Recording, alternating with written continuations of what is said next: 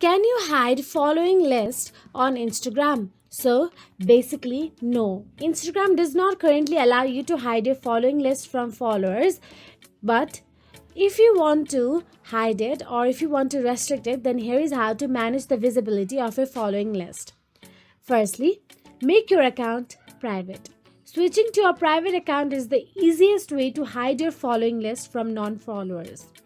Simply launch the Instagram app on your mobile device.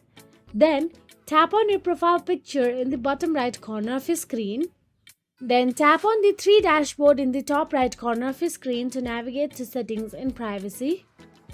So now once there, simply tap on the account privacy option available there.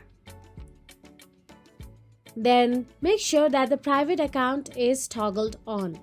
Now only your followers can see your post, following list and followers list.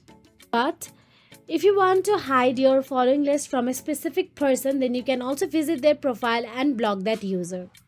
If you found this video helpful, please like, share and subscribe, and thank you so much for watching.